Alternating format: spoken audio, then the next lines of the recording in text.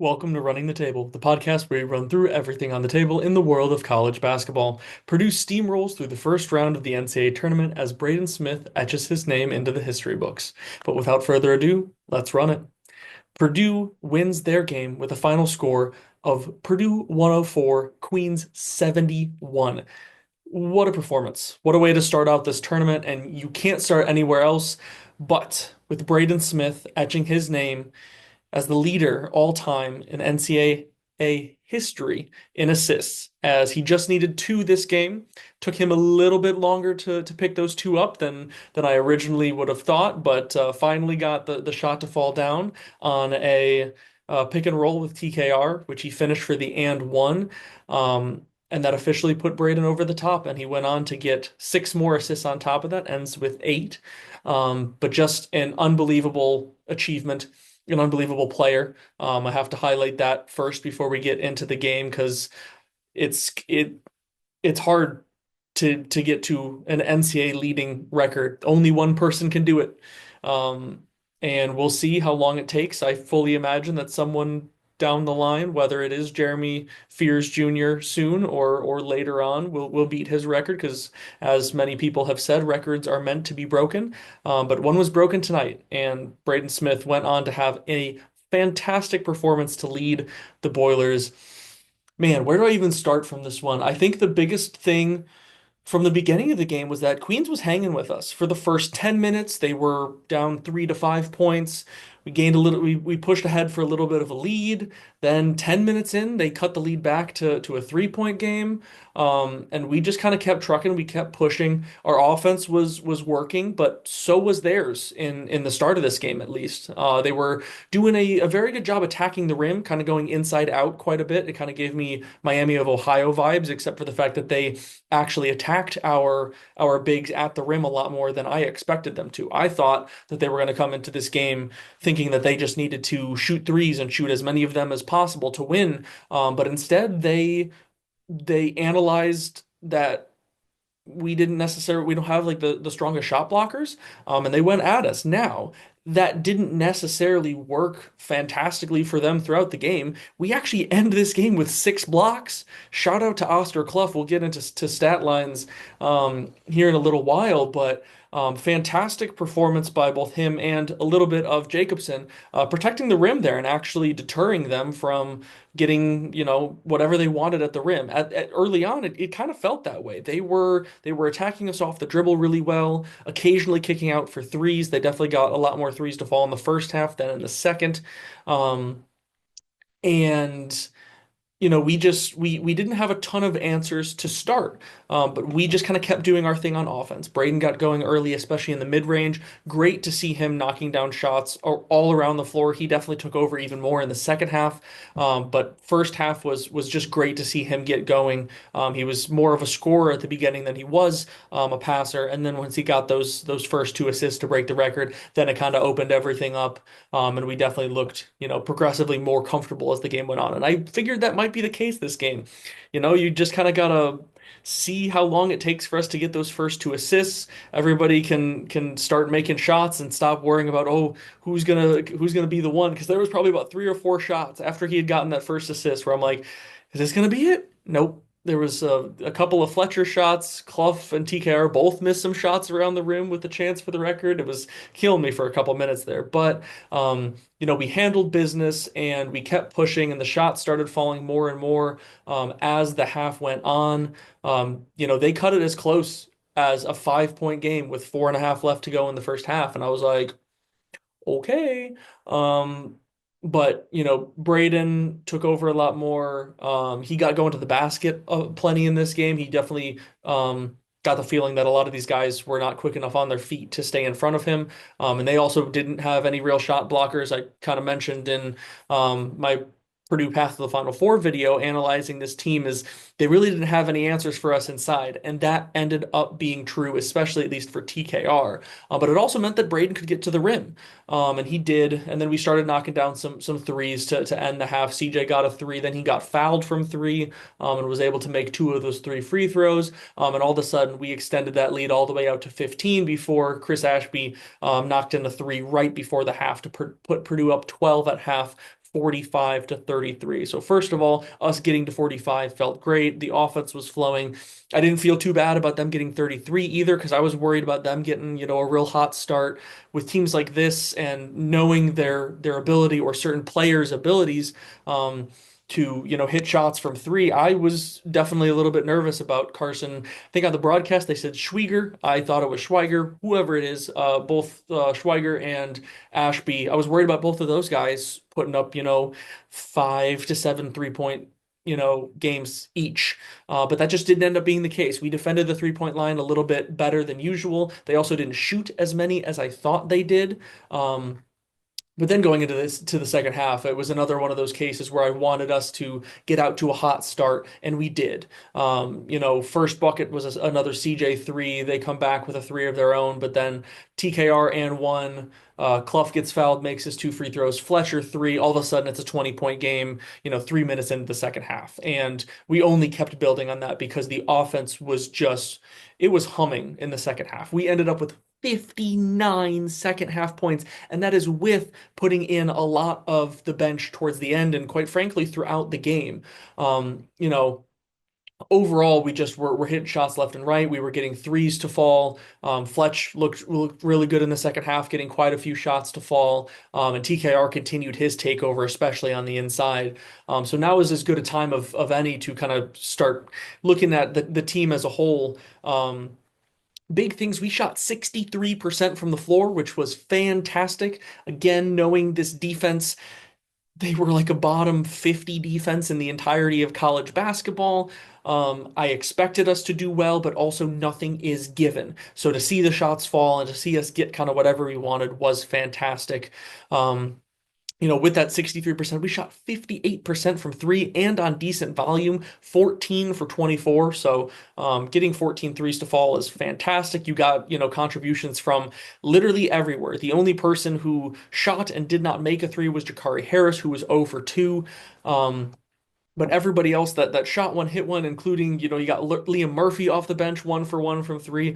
Omer and Benter also made threes. Benter was 1 for 2 from deep. But also, I would say the biggest highlight is Braden hitting his threes because that was something, and my light just went out. Nice. It's might flicker there for a bit, but it's fine. Um, this is really gonna bother me, but we're just gonna rock with it. Um, uh, Braden hitting his threes was huge because even when he got his shot starting to fall in that Big Ten tournament championship game, his threes still were not quite on. And he, for those 4 games, he just could not find the three in the United Center. Well, it seems that he's put all that to rest. He goes 4 for 6 from three in this game. And overall, he just looked fantastic on the offensive end, hitting so many more shots than he had throughout the course of the Big Ten tournament, and quite frankly, over the course of the latter half of the season, we have not seen a 20+ point game from him in quite a while, and he looked fantastic. But as a whole, from the team, I think the one thing that maybe we would have liked to improve on is going 8 for 12 from the free throw line. I'm not surprised that we didn't get to the free throw line all that much because again, we kind of just got whatever we wanted. We didn't have to, get ourselves in a whole lot of tough positions, and they really weren't pushing or fouling TKR and Clough all that much on the inside. They end up with 3 and 4 free throws apiece. But, in general, probably want to knock down at least 1 or 2 of those just to get that percentage up above 70, maybe 75. A massive thing to highlight was the rebounding. Again, our size, we should have done this, but we out rebounded them by over 20. It was 41 to 19. We end up with 15 offensive rebounds, out rebounding 15 to 8 on the offensive end. Think the biggest thing is not giving up 8 offensive rebounds to a team this small, but some of those came later on when we put the bench in, and things were definitely a bit more discombobulated in those last 5 minutes in terms of giving up a couple more buckets than maybe we should have. But again, to dominate the rebounding battle is amazing. That's what we always want to do. And both TKR and Clough looked fantastic on the boards. Clough with a near double-double. I'll get to stat lines here in a second, but 9 rebounds for TKR, 11 for Clough. And then everybody, really everybody around the board contributed in some capacity. 24 assists on 41 made field goals, so there's a little bit more one-on-one play than maybe usual. But again, that's just because of the way they were defending. We kind of ran a lot less sets and a lot more just free-flowing basketball. And Braden took a lot more guys on one-on-one and got his shots himself than set people up in this game. So I think that has something to do with that. I think the big thing is 12 turnovers was very surprising to me. Throughout the course of the first half, I'm like, we just look a little sloppy. I think it was very indicative, though, that I felt we looked a little or pretty sloppy, and we still had 45 first half points. So that was, kind of the ebb and flow of the game there. So definitely something that I hope that we are able to reel in going into the second round. I definitely want to keep those turnover numbers a whole lot lower, especially since we were able to do that against a defense as amazing as Michigan. But we end up with 5 steals on the game, which is solid. More importantly, 6 blocks, 4 blocks from Clough and 2 from Daniel Jacobson. I was very impressed with Clough. I did not think that he was going to be as much of a shot blocking presence as he was. It felt like he really expended all of his energy through all of his minutes. He was so active on both ends, rebounding, 3 offensive rebounds, 8 defensive rebounds, getting a steal, those 4 blocks. You could tell at various points in this game that he was gassed, but I don't mind that in a game like this one, or even, in general. I guess I would like him to play more than 22 minutes. He probably would have played more than 22 minutes if this was a closer game, but we were able to sit, so many of our starters down the stretch of this game. So you probably see Clough end up more near 25 to 27, maybe even 28 minutes if this was a closer game. But in that first half especially, he was up and down the floor. Love the energy level, so I hope that he can continue to keep that up, whether he gets, blocks in various of these games or not. So fantastic from him. Overall, I think it was just an amazing performance on our end. I'll do a quick touch on Queen's end. The biggest surprise for me is I mentioned them not shooting as many threes as I thought they would. And in general, I thought we did a very good job of limiting both Chris Ashby and Carson Schweiger. Ashby ends up with only 8 points on 3 of 6 shooting, 2 of 5 from the 3-point line. I definitely thought that he could have got going a lot more, but we didn't give him like a ton of open threes. Whereas, even with some of our opponents and their 3-point shooting capabilities, we left a lot of really good 3-point shooters open in previous games. It seemed like we kind of honed in on at least maybe Ashby a little bit more than Schweiger. Schweiger got his opportunities, but he missed a couple of pretty decent looks. He ends up 2 for 6 from three with 8 points. So those two guys were the guys I was most worried about. Yet it was Nasir Mann with 10 points on 5 of 10 shooting, who was their leading scorer. But that is pretty indicative. Oh, they also had Jordan Watford off the bench with 10. But that's a very indicative stat of the way Purdue defended. They didn't let one guy, really get going. And that was fantastic against a team like this that typically scores the ball so well and has some of those guys that can really get going. We never let any one player get on a roll, get in a rhythm. And that was the key. And especially from the 3-point line, they only go 7 for 25 as a team, 28% from beyond the arc, which is definitely something that could have broken this game, wide open, or at least have kept it a lot closer throughout more of the game instead of us being able to extend this lead out to, astronomical, levels throughout the game. But 20 assists from them, 8 turnovers, 10 steals. I think that shows in general they were causing a lot more chaos. They got a lot of hands in on driving lanes, whether it was the actual on-ball defender kind of just, tapping things away, or doing the classic, actually Purdue thing of, digging those ball handlers, just kind of as they go by a quick swipe, see if you can get a hand on the ball. They did really well of that. So all credit to them. That was probably the highlight of their defensive performance, since not a lot went well for them other than that. But overall, I mean, they battled, and it was clear that they were outmatched. All credit to them, making the NCAA tournament in their first year eligible. Just a really cool experience for them. It's a very, very small university. I think there are like 2,500 students total. So they should still be very proud of making it here, and quite frankly, they put up a pretty good fight for those first, 10, 15 minutes of this game. We just kind of overwhelmed them as the game went on. But I do want to cover some of the specific stat lines, starting with Braden Smith and his incredible performance. He ends up with 26 points on 10 of 15 shooting, 4 for 6 from three, perfect 2 for 2 from the free throw line, 3 rebounds, 8 assists, and 2 turnovers. He looked so comfortable out there. Yes, he did get those two turnovers. But the shot making, whether it was with the ball in his hands, navigating screens, pulling up from three, pulling up in the mid range, getting all the way to the basket, he truly was a three-level scorer in this game. And that is the Braden that we are going to need, whether or not we're up by 30 or not. Um, just seeing him knock down those shots, I feel like is going to be great for his scoring confidence level. Making those shots, getting the assist record out of the way, this just opens up, and now Braden can just play ball. Just make the right decision. Doesn't matter whether a guy makes the shot or not for any given part of the game. And he just needs to keep playing this comfortable, open, free flowing game that he does. But following behind him, you had a monster performance from TKR, who was the main post presence in this game. I think Clough, had his opportunities, got some buckets here or there, but we really hammered it into TKR both on the pick and roll, but also giving him post up opportunities. He ends up with 25 points on 12 of 18 shooting. So both him and Braden, fantastic efficiency levels. He was 1 for 3 from the free throw line with 9 rebounds and 3 assists to go along with it. So great to see him get back to getting a lot of rebounds, 3 offensive rebounds, 6 defensive. And he looked really comfortable out there again, getting some of those floaters going, his touch to the rim. It was clear that he knew that he had the size and weight advantage down in the post. He was establishing his presence early and often, and really just taking it to their guys, whoever was trying to stay in front of him. And he looked real comfortable. But behind him, you got Fletcher Lawyer with 14 points of his own on a smooth 5 of 9 shooting, 4 for 8 from three. Again, 50%.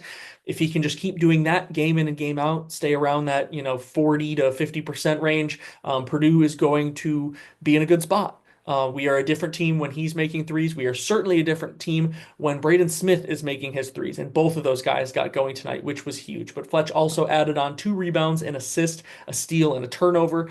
He again, I was impressed at various points of this game, him moving his feet, getting in front of guys. It may not have shown up on the box score, but he was doing his work to stay in front of guys. So all credit to him, as well as getting another steal there. So I'm going to keep highlighting it as he keeps doing it. So hopefully he keeps it up so that way I can keep bringing it up.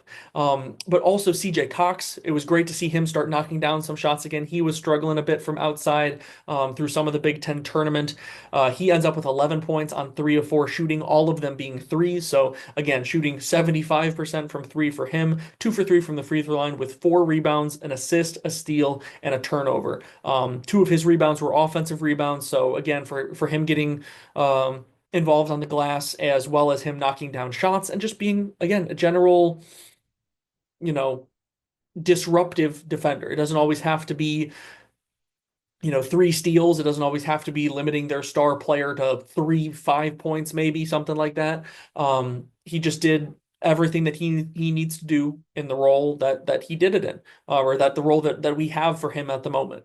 So it was fantastic for him. And then rounding out the starters, you have Oscar Clough with 9 points on 3 of 6 shooting, 3 for 4 from the free throw line, 11 rebounds, 5 assists, a steal, 4 blocks, and 3 turnovers. So this was a massive stat stuffer for Oscar Clough. He may not have gotten to double figure scoring, but he was involved everywhere else, getting the double-digit rebounds, 3 of them being offensive, 5 assists. So as we were getting the ball to him in the post, he was, dishing the ball out a lot, as well as when we were running various sets that had him getting the ball at the top of the key, making the right decision, getting guys in good positions to hit shots.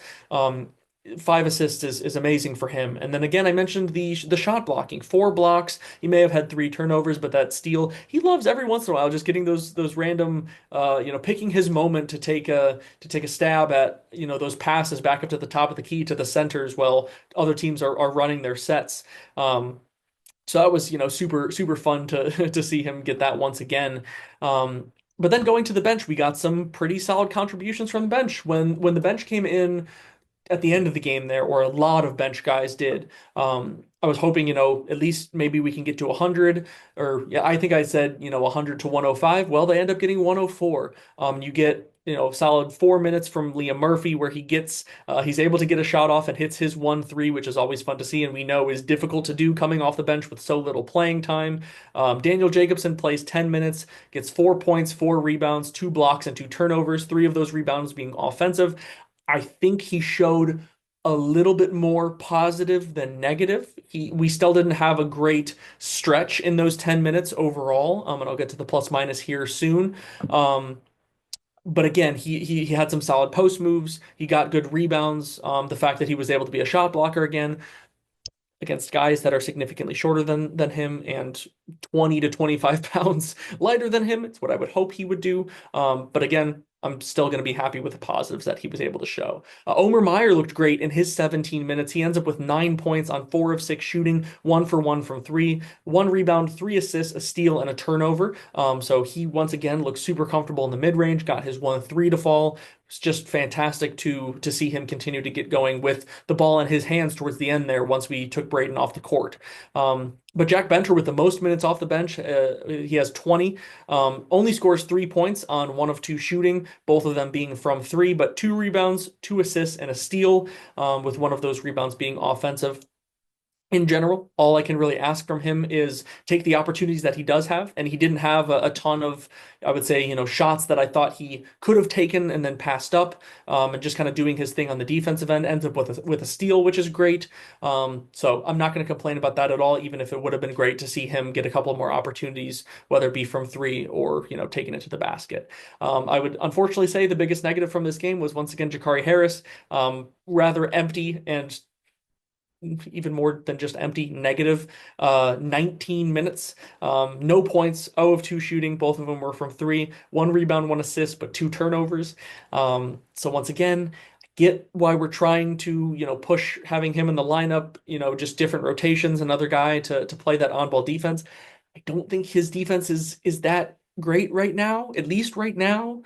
It's kind of very touch and go. Sometimes I think he looks great out there on defense. Other times I'm like, this is not the on-ball defender that we've been advertised. But we'll see what his rotation looks like in closer games than this. I think he got a lot of time down the stretch once again because we just gave the bench so many minutes. Braden was the only starter to play over 30 minutes, so plenty of bench minutes to go around and a fair amount of positives. But getting into some of the plus minuses, obviously you're going to have a ton of pluses in this game. The only two minuses is you got -5 from Liam Murphy in his 4 minutes and -3 from Daniel Jacobson in his 10. Not really going to blame Murphy at the end there when you have the bench lineup in. It's not a super defense first lineup, and those guys are not used to playing a lot of minutes together, unless they do a lot of that in practice. I'm not sure if they do or don't. But I'm more happy that he was able to hit his 1 3-point opportunity. With Jacobson, yes, there were the positives there. I don't think we looked great overall with him on the floor. I don't necessarily think that was his fault in this game. I think while he was on the floor was some of our biggest stretch of, iffy ball handling and turnovers, giving them way too easy baskets. But either way, still with him being a negative on the floor is tough. But everybody else was fantastic, which of course you expect in a game that you win by 33. You have TKR at plus 26 in his 25 minutes, Oscar Clough plus 26 in his 22 minutes, Braden is plus 35 in his 32 minutes, CJ is plus 32 in his 25 minutes, Fletcher plus 22 in his 25 minutes, even Jack Benter may not have shown up on the box score, but he was plus 15 in his 20 minutes. Interestingly enough, Jakari, I guess, was on the floor with the right lineups because he was plus 7 in his 19 minutes, despite putting up not a whole lot of positive stats. And then Obermeyer was plus 10 in his 17 minutes. So overall, just a fantastic team performance. You're not going to reach 100 points and have me, sitting here in this recap saying that they didn't do a whole lot of good. But this was the performance that I was hoping. You know, Getting going on the offensive end against a team that doesn't defend well, just proving that in a game that we should score, we can score. It comes down to these games is just getting comfortable in the space, establishing your presence against, these mid-major teams and proving to yourself that, we can handle the games that we can and not let things get out of hand in these sort of the potential for high stress, high anxiety moments if things were to get close. And they were close for a fair amount of the first half. But once we opened it up, we, got comfortable and stayed comfortable.